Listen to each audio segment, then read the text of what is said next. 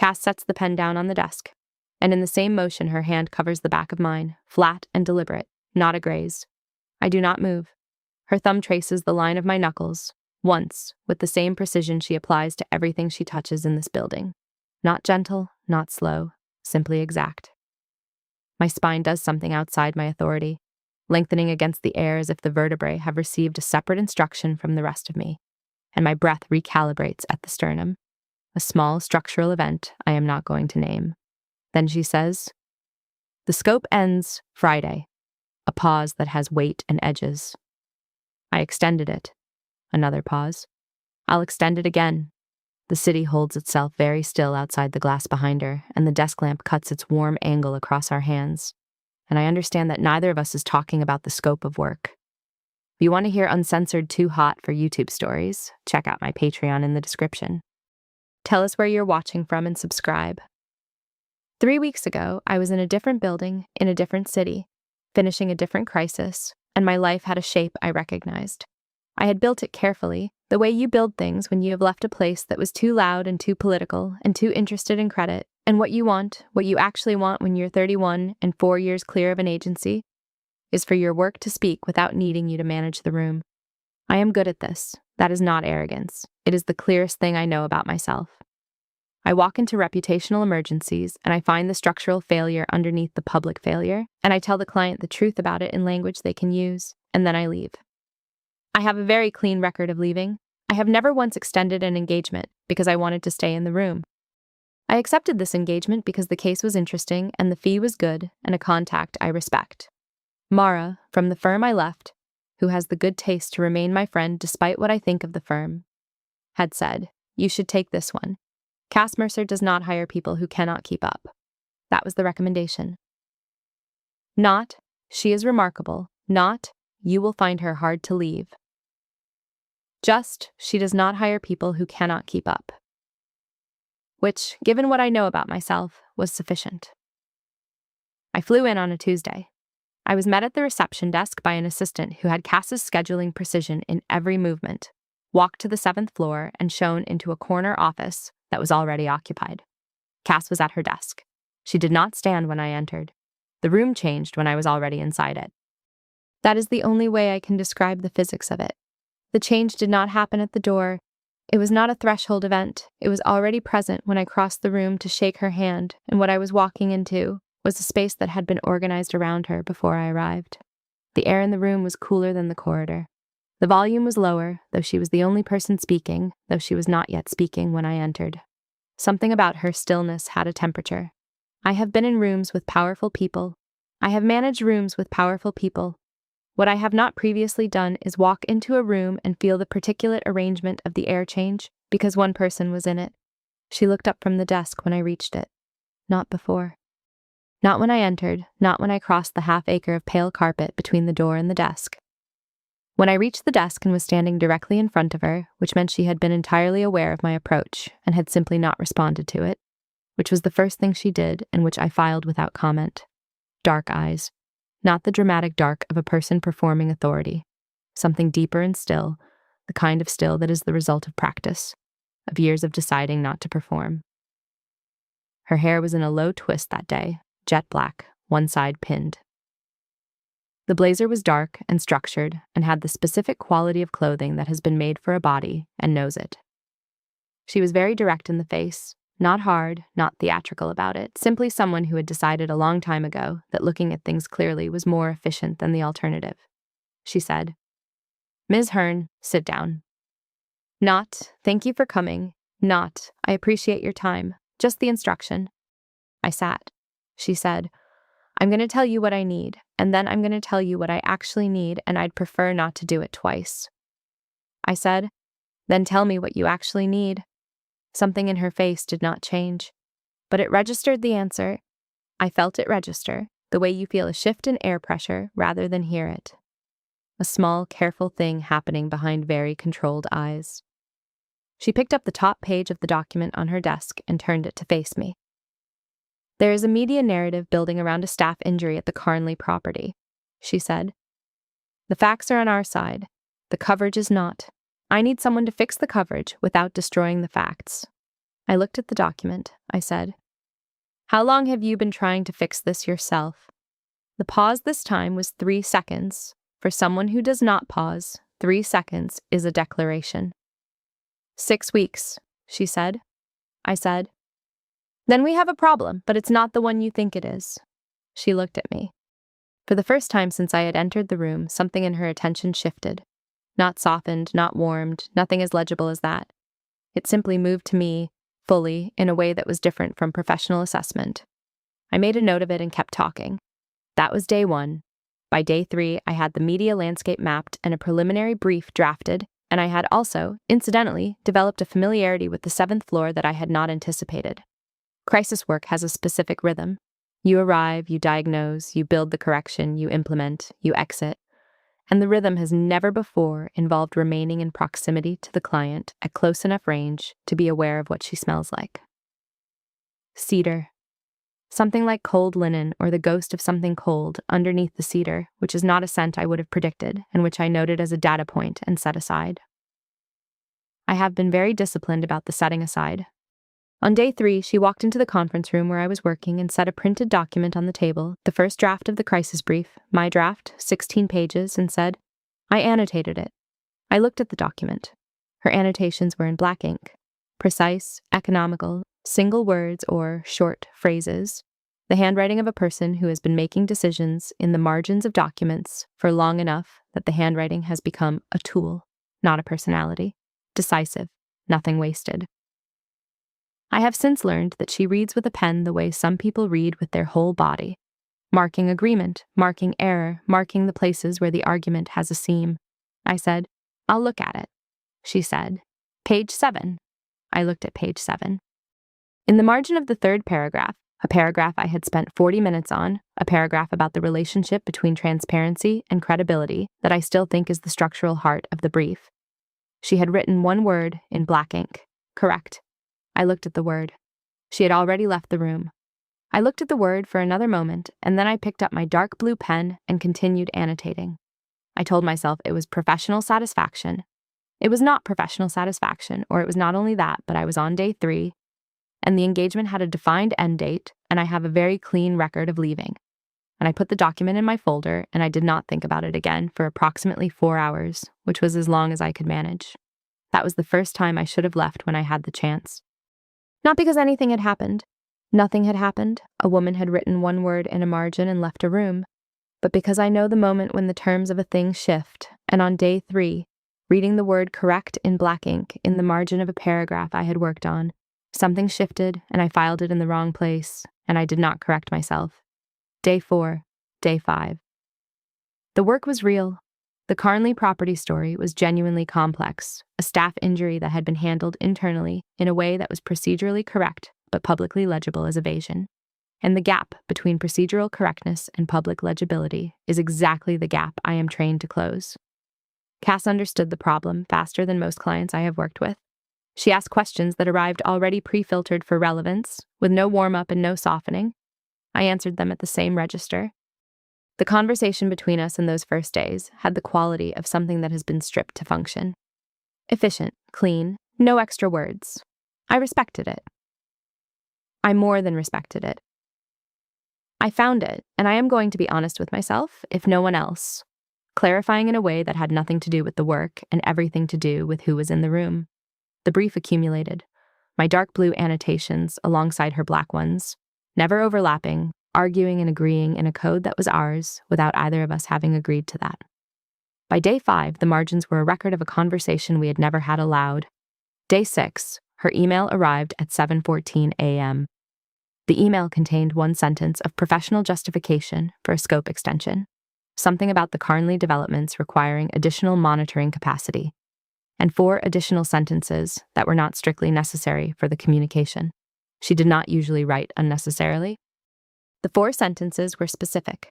She outlined a particular piece of pending media coverage that might require my continued involvement, and she specified the nature of the involvement, and she ended with, "This would extend your engagement by approximately a week, pending developments. Let me know." I read the email at 7:14 a.m., standing in my hotel room on the 6th floor of the property she owns. I was still in the clothes I slept in. I read it twice. I told myself the decision was straightforward. It was a professional scope extension. These happen. The fee was good, and the case was still interesting, and there was nothing in her email that required any interpretation beyond its stated content. I accepted at 7:31 a.m., which is 17 minutes, which is not how long it takes me to make professional decisions. Day 9, another extension, sent at 6:58 a.m. this time, which is earlier. The justification was one sentence. The 4 additional sentences were not there this time, which was in some ways more informative than the 4 sentences had been, because a person who does not waste words also does not omit words accidentally. I accepted in 8 minutes, which I did not examine, and so here is day 11. The floor emptied in stages. The last assistant left at 9:15, pulling the door to the outer office behind her with the specific, careful, non-sound of someone who has learned to close doors quietly when the managing director is still working. I noted this. I noted it as the kind of thing that happens in an office when the person in charge has a specific quality of presence that makes people careful around their own sound levels. And I noted it also as the thing that meant Cass and I were now alone on the 7th floor with a document that I had finished 2 hours ago and a glass of water she had poured for me at 7:30 without asking, which is still on the desk. We had moved to the same side of the desk at some point in the previous hour. Cass in her chair, me standing to her left reviewing the printed document, our forearms separated by the width of a folder. The folder has not moved. Neither of us has moved it. The desk lamp is the only light.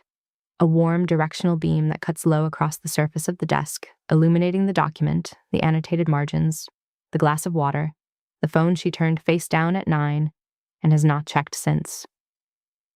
The rest of the office is in deep blue-gray shadow, and through the floor-length glass behind the desk, the city is doing the things cities do at this hour, continuing indifferently at a distance.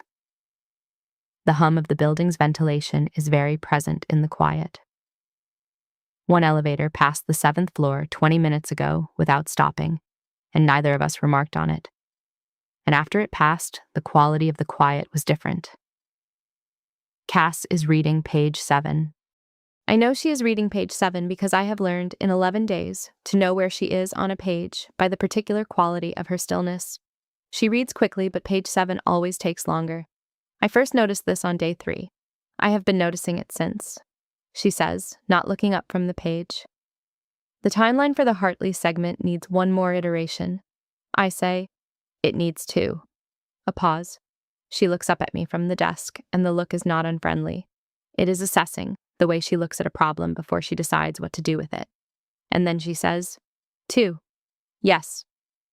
What her voice does to me physically is something I have not addressed. I am going to have to address it. The register is lower than her professional default, at this hour, at this proximity. In this specific quiet, not dramatically different, not performed, simply what happens when the day has run long and the floor is empty and there is no audience for the professional default.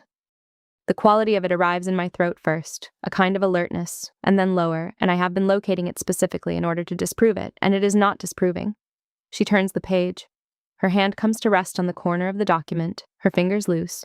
Not the precise grip of someone reading for work, something more settled than that. I watch her read, and I do not watch her read, and the gap between those two states is what day 11 feels like. She reaches the end of the section, and she pauses. She says, "The framing on the board communication is yours." I say, "Yes," she says. "It's correct." She does not look up when she says it. She says it to the page, which is the same thing as saying it to the margins, to the black ink and the dark blue ink that have been in conversation since day 3. And she says it in the voice that does not perform and does not soften and arrives in my throat like a physical event. Then she turns the page. She does not remark on the word in the margin on page 7, the word she wrote on day 3 that is still there, that we have both been reading around for 8 days. And she does not remark on it, and she moves to the next page, and this is the tell. Because Cass names things. I have known this since day 1. She names what she needs, names what the problem is, names the gap between procedural correctness and public legibility without any of the euphemistic softening that most clients employ. She names things. She looked at page 7 and she said it's correct, and she did not name what correct means in that margin, or why she wrote it, or what it has been. All 11 days for both of us. And she moved to the next page, and that is the tell, and my throat tightens around the fact of it, and I do not say anything. I annotate the running margin of the timeline section in dark blue. She annotates in black. Our pens are 4 inches apart on the surface of the document, and then 3 inches. And then she moves to the next annotation point, and the space between us is just the space between us. The width of a folder, the warmth of the desk lamp, the cedar and cold linen scent of her at this proximity that I have stopped pretending is not the first thing I register when she is close enough for me to register it. The ventilation hum drops a tone. Outside, the city continues. Cass sets the pen down, she says. I have a question. I say, yes. She looks at me.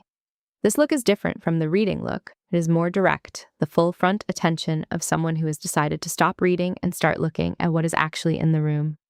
I feel the look in my chest, a specific location, the upper sternum. She says, if the Hartley segment resolves cleanly this week, if the coverage lands the way we've structured it, where does that leave the scope? I know the answer to this question. She knows the answer to this question.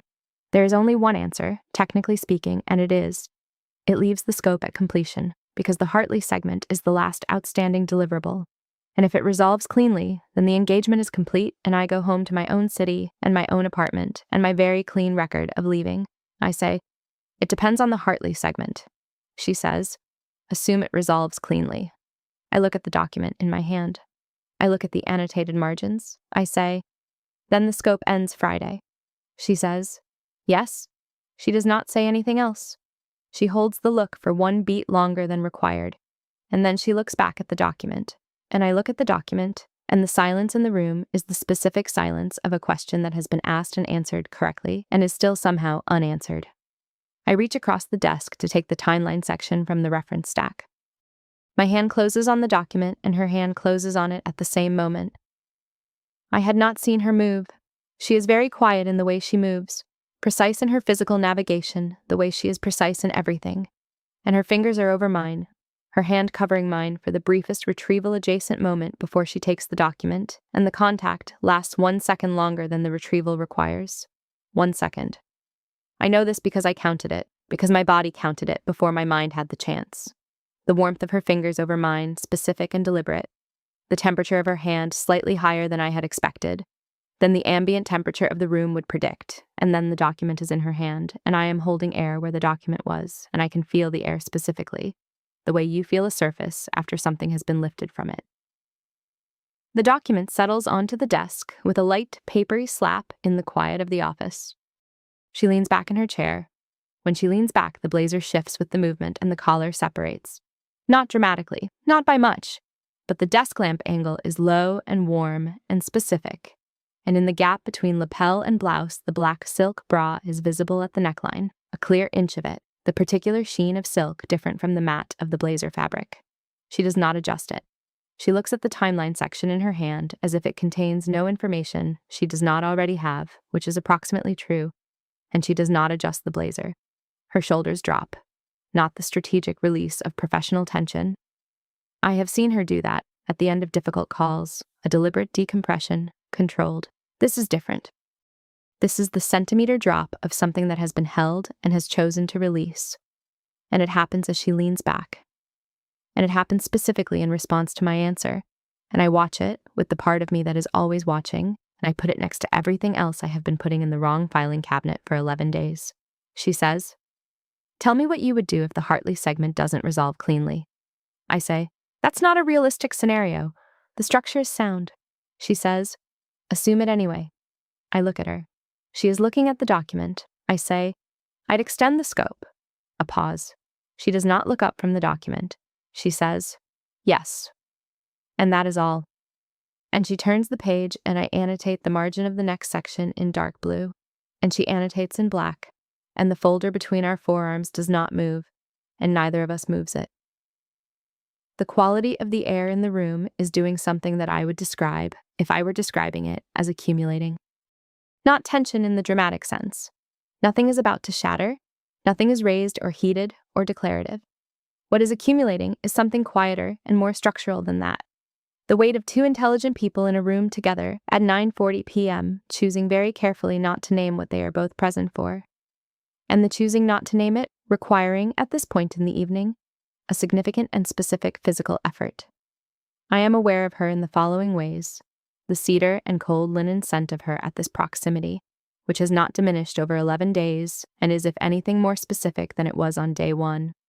The particular quality of her stillness when she is reading versus when she is thinking about me. I know the difference now, and I cannot unknow it. The sound her breathing makes in this quiet, barely audible, steady, with a specific evenness that is practiced, that is the sound of someone managing their own breathing. The warmth of the desk lamp heat between us, directional, catching the edge of the document, the edge of her hand. The glass of water she poured for me at 7:30 is still on the desk. She did not ask if I wanted water. She poured it and set it in my reach and said nothing about it. I have looked at the glass periodically for 2 hours. I set my copy of the document down. I do this because the document is finished, has been finished for 2 hours, and I have been holding it for 2 hours because holding the document was a posture that had structural integrity, and now I have set it down and both my hands are free. The only thing between our forearms is the folder that neither of us has moved for approximately 90 minutes. Cass looks at the document I have set down. She looks at it for one beat, a long beat, and then she looks at me.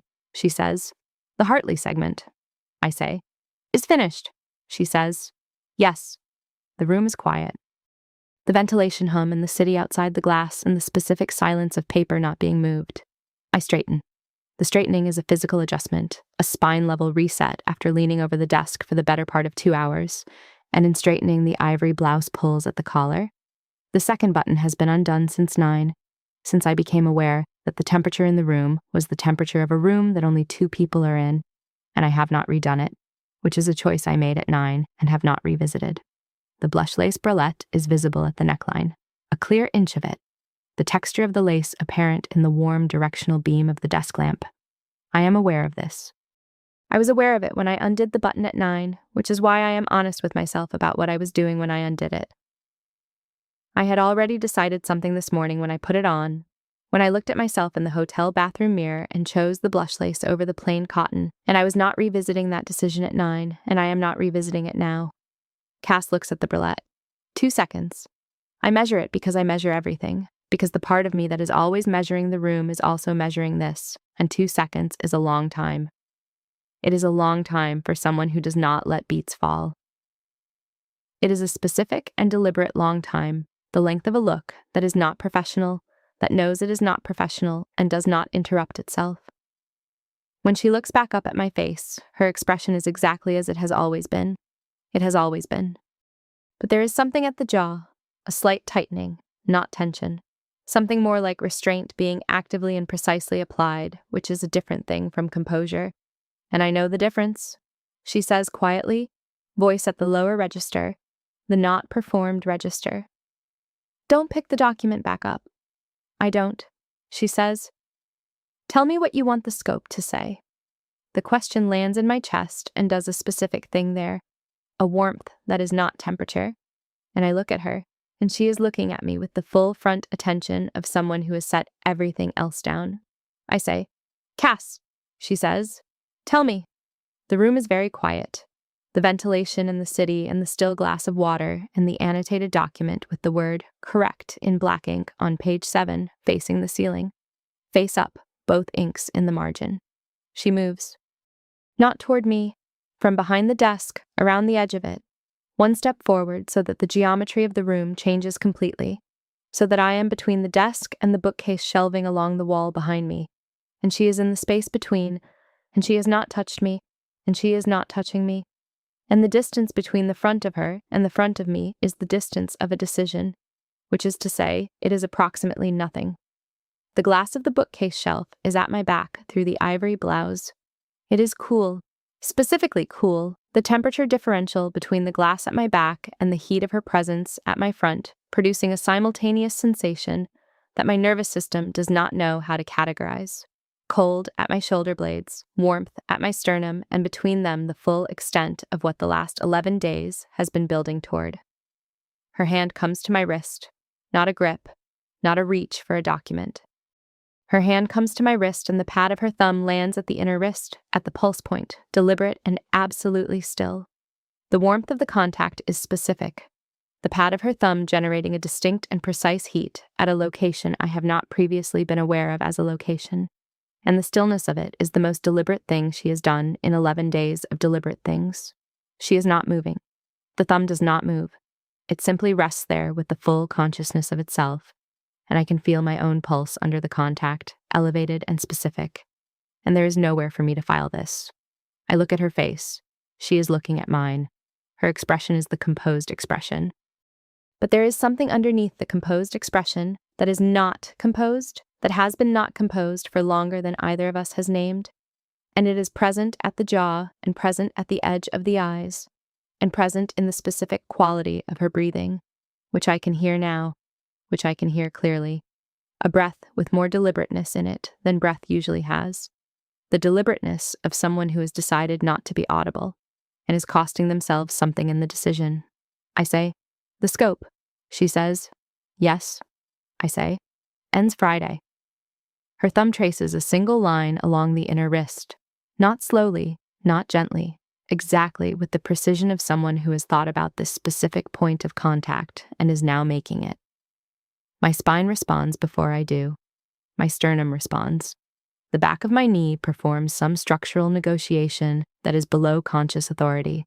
I say, but I don't want it to. The room holds the sentence. The ventilation holds. Outside, the city continues and does not know it should stop. She says, "I know." Her hand is still at my wrist, thumb still, the heat of it specific and gathered at that point, and she says, "I know." And the quality of her voice on those two syllables is different from every professional register I have cataloged in 11 days. Lower, more deliberate. The not performed register taken somewhere further past professional default than it has gone before, into a place where it is simply what she sounds like when she has stopped managing it. She says, "I extended it twice." I say, "I know." She says, "I'll extend it again." And I say nothing, and she says nothing, and the room is completely still. She takes my hand at the wrist, not the thumb at pulse point anymore. A different hold, the hand wrapping the wrist with a gentle and unhurried authority. And she draws me forward, 2 steps, so that she can settle against the edge of the desk, and I am standing in the space between her knees, her hands moving to my waist when the geometry completes. And the new configuration of the room is her sitting against the desk edge, me standing in the space she has created, faces 8 inches apart, her hands at my waist through the ivory blouse holding with a specific and declared pressure, and the geometry of surrounding without enclosing, of being available and not yet arrived, of the distance between 8 inches and 0 being the only remaining question. The warmth of her hands at my waist is particular. Through the ivory blouse fabric, one thin layer of cotton between her palms and my skin, the heat of her hands is specific and held, pressing gently inward, a grip that is present and deliberate and informed. And I am aware of my own breath at the upper sternum, barely audible, a small exhale that arrives in the quiet of the room as the only sound in it, a sound I did not authorize. She looks at my face. 8 inches is a distance at which the detail of a face is very present. The particular quality of her eyes at this hour, the dark stillness of them with something moving underneath, the jaw where the restraint is visible as a precise and specific tightening at the muscle edge, the edge of the jaw. Her breathing is audible now and even and measured. Mine is not. She says, "Say the scope ends Friday." I say, "The scope ends Friday." She says, "Then tell me what you want." Her jaw tightens. I watch it happen, the muscle at the jaw edge, visible for 2 seconds, the tightening that is not from control, but from the absence of it, from the effort of staying at 8 inches when the geometry of the room has already declared what is going to happen, from the cost of the restraint that has been the engine of everything, 11 days, accumulating. And she is applying it with both hands now, literally, palms at my waist, grip present, changed from resting to holding, a grip that has a name. My forearms find her shoulders. I did not instruct them to do this. The back of my knee locked, made a decision below the waist, and I stepped forward 2 inches without being told to, and my forearms are at her shoulders, and the distance between our faces is no longer 8 inches, is less, and I can smell the cedar and cold linen very specifically at this proximity, and her hands at my waist are holding with the pressure of something no longer deferred. I say, "I want the scope to say it doesn't end." She does not say anything. She looks at me for one breath's length, which is a very long time in this particular quiet, and then the composed expression does a specific thing. Not a collapse, not a surrender, a chosen release. I watch her allow it. I watch the decision move across her face. The jaw, the slight change at the corner of the mouth, the eyes, and then the composed expression is still present, but it is no longer in the way of what is underneath it. And what is underneath it has been there for 11 days, accumulating in the margins of a document in black ink and in scope extensions sent at hours that were earlier than professional, and it is present now in the room at full weight, no longer deferred. Her hands at my waist, the warmth of them through the ivory fabric, palms pressing gently, fingers spread, the angle of the desk lamp warm across both of us, and the city outside the glass continuing in the dark. And behind her on the desk, face up, the crisis brief with both inks in the margin, the word correct on page 7, in black ink, written on day 3, facing the ceiling. She says quietly, "Iris." And I say, "Yes." She kisses me. It is not a sweep. It is not a collapse. It is the specific, deliberate, chosen release of someone who has held something at arm's length for as long as it was possible to hold it and who is now, with full consciousness, setting it down. Her hands at my waist pull me the remaining distance, gently, and her mouth on mine is everything the last 11 days has been, in a form that cannot be annotated or deferred or filed incorrectly, precise and warm and completely without the professional register, without any register except this one, which is hers, which is the register of someone who has stopped managing it. The city does not stop. The ventilation hums. The glass of water she poured at 7:30 is still on the desk in the desk lamplight. She pulls back. Not far. Forehead to forehead, the 8 inches down to nothing, and I can feel her breath warm against my mouth. And her hands are still at my waist, and she is still choosing this with full authority. She says, "The scope." I say, "I heard you." I feel her almost smile against my cheek before I see it. The quality of the air changing, the warmth of it, something in the controlled surface releasing by a fraction, which for her is enormous. She says, "I wrote correct on day 3.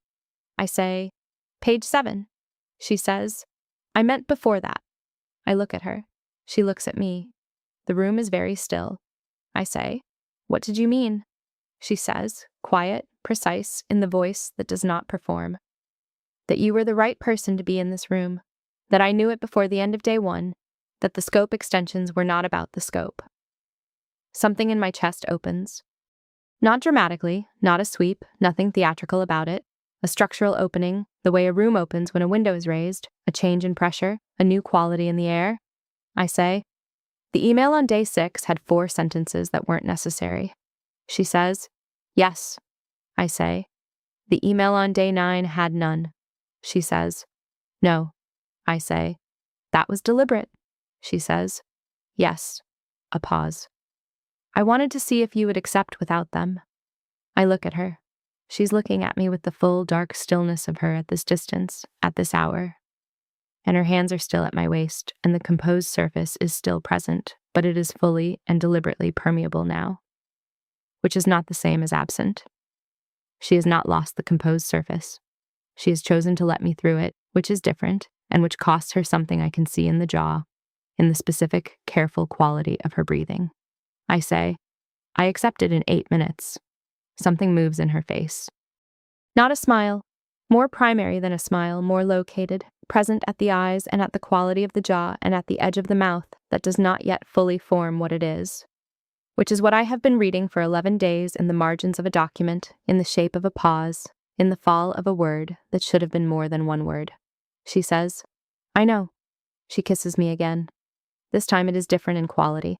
Not the choosing to release, which has already happened, but the after release, the presence of something that has been let go and is now simply itself, here, in this room, at this hour, against the desk edge, with the city outside the glass. Her hands at my waist are steadying and present and warm through the fabric, and I have both arms at her shoulders, and I am not going anywhere. And the crisis brief is on the desk behind her, with both inks in the margin and the word correct facing up. And for the duration of this, I am not thinking about filing anything anywhere. The scope of work document is in my bag. It has been in my bag since day 6. I have not looked at it since day 6, not unfolded it, not reviewed the terms or the exit conditions or the timeline. I know what it says. I know the engagement was supposed to be 11 days. I know I accepted the scope extension at 7:31 a.m. on day 6 and again in 8 minutes on day 9. And I am in this room at 11:43 on day 11 with both hands at the collar of the most exacting person I have ever worked for. And the document in my bag, and none of it has been about the scope, since the word correct appeared in black ink on page 7. She pulls back again. This time her hands leave my waist to find the edge of my bag on the desk chair behind me. She does not look for it. She simply reaches, with the unhurried precision of someone who has known where everything is for 11 days. And she takes the scope of work document from it. Folded, creased from day 6, the folded crease of something that has been in a bag and not looked at and is now on the desk. She sets it on the desk without unfolding it. She does not unfold it. She sets it down, face down, beside the crisis brief, and she looks at it for one beat, and then she looks at me. I look at the folded document on the desk. I look at her. I say, "That's dramatic." She says, "Yes." I say, "We should probably talk about the actual scope." She says, "Tomorrow." I say, "There are deliverables." She says, "There are." A pause. "Tomorrow." The composed expression is fully present again. But it is permeable now, and I know that, and she knows I know that, and the permeability is the thing that has changed.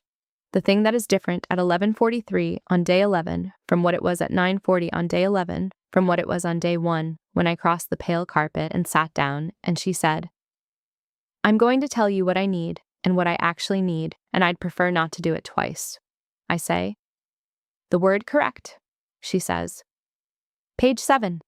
I say, "You wrote it on day 3. She says, "Yes." I say, "What did you write it about?" She looks at me, a long look, the full front attention, and then she says, "The paragraph about the relationship between transparency and credibility." I say, "That's what the paragraph was about." She says, "Yes." A pause. Not a professional pause. The other kind, the kind that costs something. And it was the first time I read something in this engagement that said what I would have said if I had written it, which is not something that has happened often. The room is quiet, the ventilation and the city and the desk lamp on the remaining pages of the crisis brief. I say, "I spent 40 minutes on that paragraph." She says, "I know, you can tell." A beat. That's not a criticism. I look at her.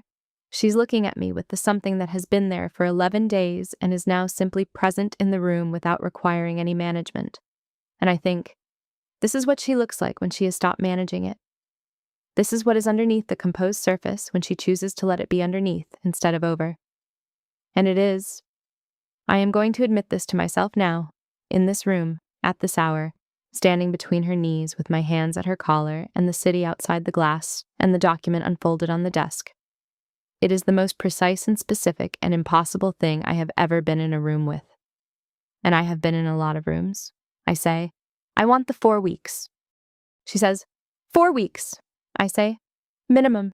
She says very quietly, in the not performed voice at the lower end of the register, "Iris." I say, "Yes."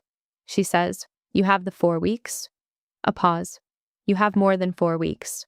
Another pause, and then the something at the jaw again, the specific tightening, but different now. Not restraint being applied, but the edge of something fuller, something that has more room than it had this morning. "You have whatever you want the scope to say."